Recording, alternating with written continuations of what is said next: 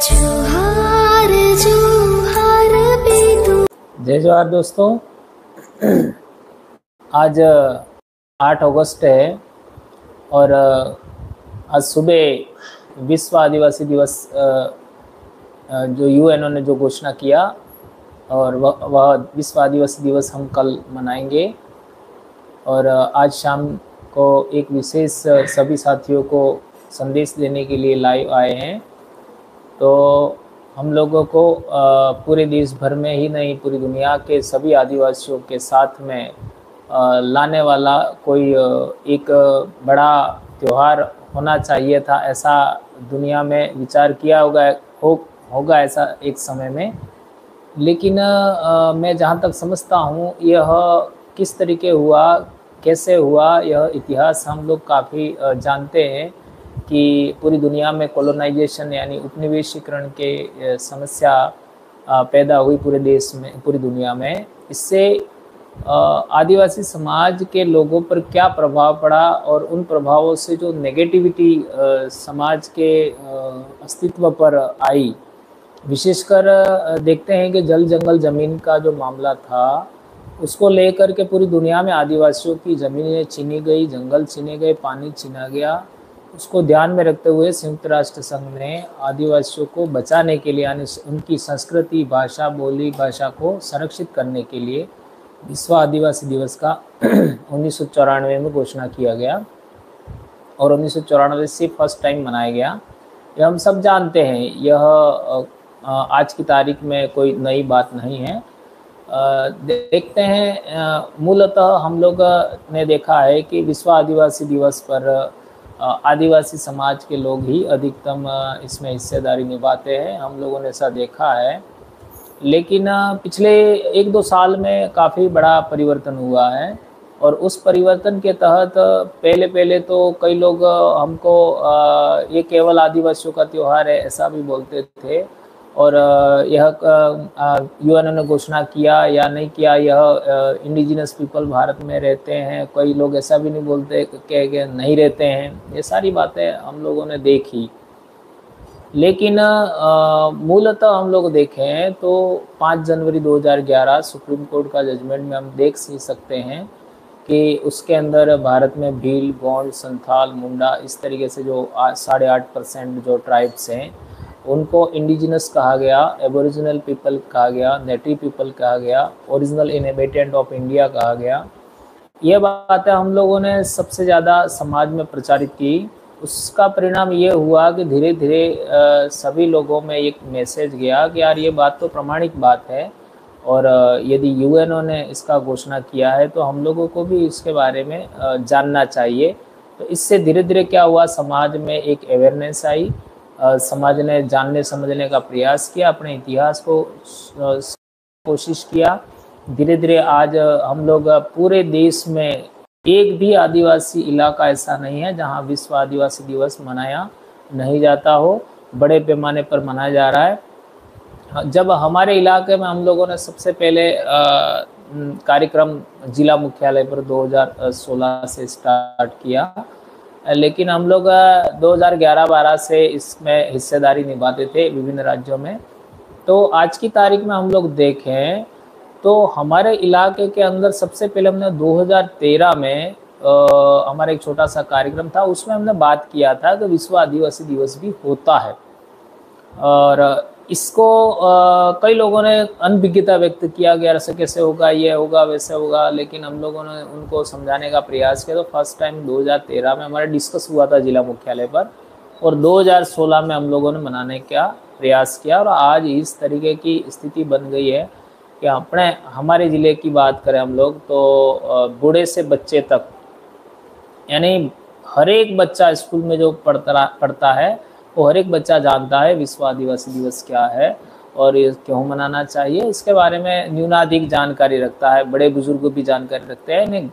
हर एक घर पर आदिवासी समाज में हम लोग देखें कई सारे फेस्टिव होते हैं, जैसे बारिश के दिनों में भी बहुत सारे फेस्टिवल्स होते हैं जो प्रकृति से जुड़े हुए होते हैं। जब बारिश आने वाली होती है तो सबसे पहले हमारे लोग मडोल करते हैं और यदि बारिश टाइम पर नहीं आती है तो मैं मांगने का जो परंपरा होता है इसके बाद में हम लोग देखते हैं कि फसल बुआई हो जाती है। फसल बुआई के बाद में अच्छी फसल उग गई तो इसके बाद में हमारे लोग इसमें अड़ने का काम करते हैं और उस टाइम में लीलवण करते हैं।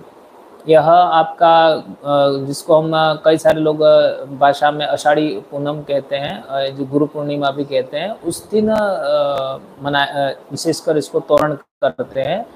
और इसके बाद में हम लोग देखते हैं कि हमारे समाज के अंदर कई सारे, जैसे अभी दिवा जो अमावस्या का होता है, और आज की तारीख में और आगे बढ़ते हैं तो हमारे समाज के अंदर जैसे बड़े होगा, इसके बाद में आपका रोग रगड़ा रथ निकालते हैं, जिसे बिरजू भी कहते हैं हमारी बोली में।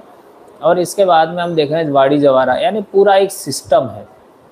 तो इसके बाद में हमारे लोग हैं वो दिवाली भी मनाते हैं, होली मनाते हैं। दिवाली के बाद में 14 दिन बाद हमारे पूर्वजों की पूजा भी होती है। इसके बाद में सीधा माघ पूर्णिमा के बाद होली। इस तरीके से पूरा बारिश से पहले 1 महीना पहले आपका जैसे अखा तीज मनाते हैं। इस तरीके से हमारा पूरा साल भर का शेड्यूल्ड है। तो आदिवासियों के जो फेस्टिव है उसमें बहुत सारे ऐसे फेस्टिव हैं जो दूसरे समाज में नहीं मिलते। अब कई लोग ऐसा भी मानते हैं कि भाई जैसे हम लोग दिवाली है, होली है, यह त्योहार सभी लोग मनाते हैं, लेकिन हमें ये भी देखना होगा कि भारत के अंदर ही नहीं, पूरी दुनिया में जो आपका प्रकृति से जुड़े हुए, फसल से जुड़े हुए, फसल पकने के टाइम के जो फेस्टिव होते हैं, उन फेस्टिवल को सभी पूरी दुनिया में मनाया जाता है। तो यह फेस्टिवल होली और दिवाली वो भी फसली उत्सव है और वो मूलतः आदिवासियों के उत्सव हैं। ये बात हम लोगों को जाननी समझनी होगी। वाड़ी जवरा का हम लोग बात करते हैं इस खरीफ की फसल के बाद में। तो वाड़ी जवरा क्या होता है? वाड़ी जवरा ये होता है कि एक फसल होने के बाद बारिश रुक जाती है, फिर नई फसल बोने से पहले वो बीज उगेगा या नहीं उगेगा, उसके लिए उसको ध्यान में रखते हुए बीज का बिजवारा करते हैं। उसी से ये परंपरा एक स्टार्ट हुई, यानी नई आपका बीजों के उगने की क्षमता होता है, सृजन शक्ति कहते हैं इसको, वो उसकी पूजा होती है। इसी तरीके हमारे समाज में हम लोग देखते हैं कि विवाह पद्धति में भी बहुत सारी ऐसी रस्में हैं जो खेती बाड़ी से जुड़ी हुई है, वो किसी अन्य समाज में कभी नहीं मिलेगा। हमारे जैसे गोबर रखने का जो अकूड़ा होता है वहाँ पर भी पूजा होती है, खेत में भी पूजा होती है, नाले में भी पूजा होती है, पेड़ पौधों की भी पूजा होती है।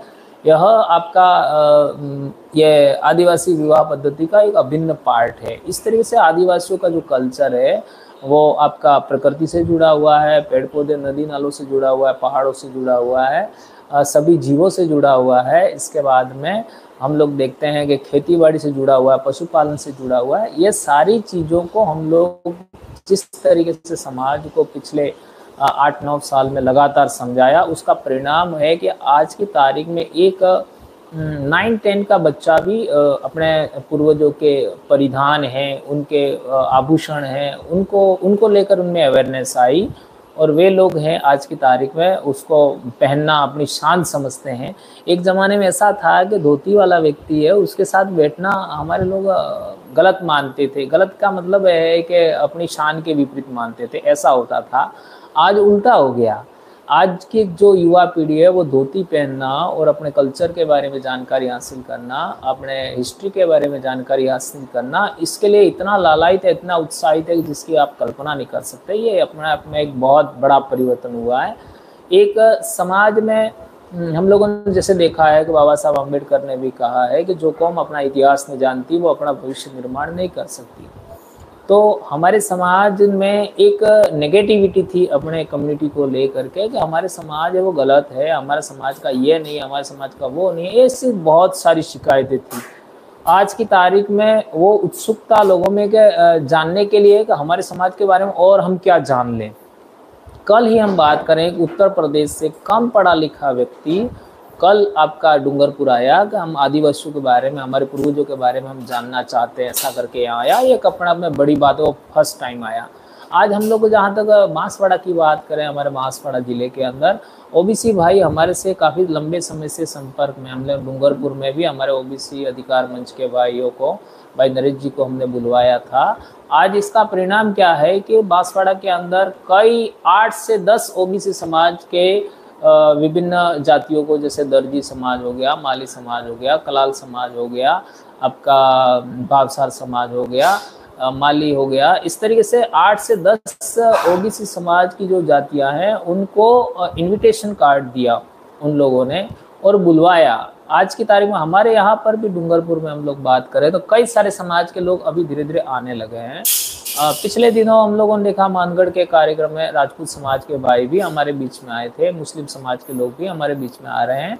तो हमारे इलाके के अंदर हमारी जनजागरण को लेकर के हमारे जो विरोधी लोग हैं उन्होंने एक नैरेटिव सेट किया था कि ये आदिवासी लोग सभी गैर आदिवासियों के विरोध में हैं। यह बात अभी धीरे धीरे लोगों को समझ में आ रही है और लोगों को ये लगने लगा है कि यार ये तो बिल्कुल सही बात कह रहे हैं। आज भी हमारे लोग, कई लोग हमारा विरोध करते हैं, बहुत कुछ गलत कहते हैं, बहुत सारे लोगों में भ्रम फैलाने का प्रयास करते हैं, लेकिन हर प्रकार की बातें हैं वो धीरे धीरे लोगों में सच्चाई पता पड़ रहा है कि आदिवासी लोग हैं वो बिल्कुल सही बात बोल रहे हैं। आदिवासी परिवार के लोग कोई गलत बात नहीं बोलते हैं, धीरे धीरे लोग जुड़ रहे हैं। अभी हम लोगों ने देखा है कि आज सोशल मीडिया के माध्यम से या फिर दूसरे तरीके से कई सारे लोग मैसेज करते हैं। पहले ऐसा नहीं होता था कि हम लोगों को विश करते हो लोग। विश्व आदिवासी दिवस को लेकर सभी समाज के लोग हमको विश कर रहे हैं और हम लोग तो यहाँ तक कहते हैं, जैसा हमारा उद्बोधन भी जय जोहार है। जोहार का अर्थ ही सबका कल्याण करने वाली प्रकृति की जय होती है और जीव मात्र के कल्याण की बात हम लोग कर रहे हैं। आज पूरी दुनिया के अंदर देखें तो पर्यावरण को बचाने की बात कौन करता है, जंगल को बचाने की बात कौन करता है, पेड़ पौधों को बचाने की बात कौन करता है ना, पहाड़ों को बचाने की बात कौन करता है, नदियों को बचाने की बात कौन करता है, छोटे मोटे जीव जंतुओं को बचाने की बात कौन करता है, तो वो मात्र और मात्र आदिवासी होगा। आज हमारा अरावली पर्वतमाला की हम बात करें, करोड़ों साल पुरानी अरावली पर्वतमाला को खोद कौन रहा है, पूरे पूरे पहाड़ खोद डाले, पहाड़ों का अस्तित्व खत्म किया। जो करोड़ों साल से बने हुए थे पहाड़, उनको खत्म कर दिया गया। सुप्रीम कोर्ट ने भी कहा, हाई कोर्ट ने भी कहा, इसके बावजूद भी खनन हो रहा है। यह आने वाली पीढ़ी के लिए, इस सृष्टि के असंतुलन के लिए कितना बड़ा खतरा पैदा होगा। लेकिन वो कौन लोग कर रहे हैं? वे वो लोग कर रहे हैं जो हमारे देश में है ही नहीं, वो तो बाहर जा चुके हैं। उनकी कंपनियां यहाँ पर काम कर रही है और खुदवाया किससे जा रहा है? आदिवासी से खुदवाया जा रहा है। ये अपने आप में बहुत बड़ी बात है। तो हम लोगों को पर्यावरण को बचाने के लिए, प्रकृति को बचाने के लिए, पेड़ पौधों को बचाने के लिए, पहाड़ों को बचाने के लिए हम लोगों को काम करना चाहिए। और विश्व आदिवासी दिवस एक प्रकार से हमारे लिए प्रकृति उत्सव हो गया है। यह कोई धार्मिक त्योहार नहीं है, यह प्रकृति उत्सव है। यानी प्रकृति को हम कैसे बचाएं उसके बारे में हम लोग समाज में एक मैसेज दें। और मैं जहाँ तक मानता हूँ, अभी जितने भी साथी मेरे को सुन रहे हैं लाइव में, और उन सभी से मेरा आग्रह है कि विश्व आदिवासी दिवस का कार्यक्रम कल हमारा जहाँ पर भी हो, आपके ज़िले में, आपके गांव में, कहीं पर भी, एक सबसे बड़ी बात याद रखनी है। यदि आप मेरी बात को समझते हैं और मेरी बातों को आप स्वीकार करते हैं, तो हमें कल के दिन में किसी भी सूरत में हम लोगों को नशे को उपयोग नहीं करना है। गाड़ियों को हम लोग चलाते हैं तो हमें अनुशासन और आपका क्या कहते हैं, सड़क के जो नियम हैं उनको फॉलो करना है। हेलमेट ज़रूर लगाना है और बिल्कुल किसी भी तरीके का हमको कल नशा नहीं करना है। वैसे हम लोगों ने प्रशासन को भी कहा है और मैसेज भी हम लोगों सबने फॉरवर्ड कराया है कि कल किसी भी सूरत में जितनी भी सरकारी शराब की दुकानें वो हर हाल में बंद होनी चाहिए। और हम लोग चाहते हैं कि पूरी दुनिया के सभी आदिवासी लोग तो मिले ही मिले, लेकिन पूरी मानवता को बचाने के लिए सभी समाजों को साथ आना चाहिए। और आदिवासियों को ये प्रकृति बचाने के लिए, आपका ये पर्यावरण को बचाने के लिए, और पेड़ पौधों को बचाने, पहाड़ों को बचाने, नदियों को बचाने के लिए, मानवता को बचाने के लिए, जीव जगत को बचाने के लिए सभी लोगों को साथ देना चाहिए। और जहाँ तक मैं समझता हूँ, हमारे डूंगरपुर का कार्यक्रम हो, चाहे प्रतापगढ़ का हो, सलूमबर का हो, आपका उदयपुर का हो, बांसवाड़ा का हो, सभी कार्यक्रम अच्छे सक्सेस होना चाहिए। और किसी भी सूरत में किसी भी प्रकार की कोई अनहोनी नहीं होनी चाहिए। आज तक हमारे कार्यक्रमों की एक विशेषता रही है कि बहुत बड़ी संख्या में लोग होते हैं, लेकिन आज तक कोई अनहोनी नहीं हुई है। ऐसी अनहोनी नहीं होनी चाहिए। और एक बात मैं बहुत आज तक मैंने कही नहीं है, वो भी बात मैं कहना चाहता हूँ कि आज हम लोग पिछले 2015 से यहाँ तक आए हैं, तो हम लोगों को सिखाने में हमारे आलोचकों का बहुत बड़ा योगदान रहा है। जिन लोगों ने हमको गालियाँ दिया, जिन लोगों ने हमको भला बुरा कहा, उन्हीं लोगों ने हमको सिखाया है और यहाँ तक आगे बढ़ाया। उनको जवाब देने के लिए हम लोगों ने नई नई बातें पढ़ी, नई नई बातें ढूंढी। तो आज मैं 3 से 4 देशों का, सेंट्रल एशिया, ईरान का, हमारे इंडिया का और बहुत सारे देशों का हिस्ट्री हम लोग नई नई रिसर्च पेपर ढूंढ ढूंढ करके पढ़ते हैं। उससे बहुत बढ़िया बढ़िया जानकारी मिल रही है। पूरी मानव प्रजातियां जो इधर उधर हुई, उन सब के बारे में जानने को, सीखने को अवसर मिल रहा है। यह अपने आप में बड़ी बात है। तो हमें जितना हमारा नॉलेज बढ़ रहा है, उस नॉलेज के आधार पे हमारा दिल भी बड़ा हो रहा है कि हमें सभी लोगों के बारे में सोचना चाहिए। कल जैसा सुप्रीम कोर्ट का जजमेंट है कल परसों, उसमें भी SC/ST के आरक्षण को लेकर के बहुत सारी बातें कही गई है जो हमारे लोग हैं इसको गलत मान रहे हैं। तो हमें उसको लेकर के भी समाज के अंदर और जन जागरण करना चाहिए। रिजर्वेशन, इसमें कॉन्स्टिट्यूशन की कौन कौन सी बातें हैं, उस पर विरोधाभास है और इससे क्या नफ़ा नुकसान होगा, ये सारी बातें हम लोगों को समाज में अवेयरनेस लानी चाहिए विश्व आदिवासी दिवस के माध्यम से। और एक मैं सभी हमारे जो वक्ता लोग हैं उनको कहना चाहूँगा कि हमारे समाज में आज एक बहुत बड़ी समस्या पैदा हो गई है खान पान को लेकर के। जैसा साइंस भी बोलता है, शरीर विज्ञान भी बोलता है कि हमें हर हाल में सुबह 9 बजे तक का खाना खा लेना चाहिए, 10 बजे तक। तो आज हम लोग जितने हमारे समाज में काम करने वाले लोग हैं या स्टूडेंट हैं विशेष करके, वह 10-12 बजे तक तो ठीक है, लेकिन 1 बजे तक भी कुछ खाना नहीं खाते हैं। ऐसी बहुत सारी समाज में हम लोगों को बातें देखने मिलती हैं। तो इसको लेकर के हमें बच्चों को भी शिक्षित करना चाहिए, समाज को भी शिक्षित करना चाहिए कि हमें न्यूट्रिशन भरा या फिर आपका देसी भोजन जो हम लोग हमारे गांव में अनाज पैदा करते हैं उसको यूज़ करना चाहिए। और आज समाज में अवेयरनेस लाने की ज़रूरत है। आज तेल भी आ रहा है तो वह भी सही नहीं आ रहा है, घी भी आ रहा है तो वह भी सही नहीं आ रहा, सब्जियां भी सही नहीं आ रहे हैं, फ्रूट्स भी सही नहीं आ रहे हैं। और ये सारी चीज़ें हमारे लिए बहुत घातक हैं, आने वाले समय में बहुत सारी बीमारियों का कारण बनेगी। इसलिए सभी आदिवासी लोगों से हम कहना चाहेंगे कि खेती बाड़ी बिल्कुल नहीं छोड़ना है, ऑर्गेनिक खेती बाड़ी करनी है, हमें पेड़ पौधों का नॉलेज हासिल करना है, जड़ी बूटियों का नॉलेज हासिल करना है और मानवता को आगे लाने के लिए हमें सभी समाजों के साथ भाईचारा कायम करते हुए हमें संवैधानिक तरीके से, लोकतांत्रिक तरीके से हमें समाज को आगे बढ़ाना है। इसको ध्यान में रखते हुए ही हमें कल बातें रखनी है। यदि हमारे कार्यक्रम में अन्य समाज के लोग आते हैं तो उनको भी थोड़ा थोड़ा भी समय देने का अवसर देना है। और विशेषकर मेरा आज तक का सबसे ज़्यादा फोकस रहा है बच्चों को लेकर के, क्योंकि हम लोग शिक्षक हैं, हम जानते हैं बच्चे क्या गलती करते हैं। तो इसको लेकर के भी हमें बोलना चाहिए।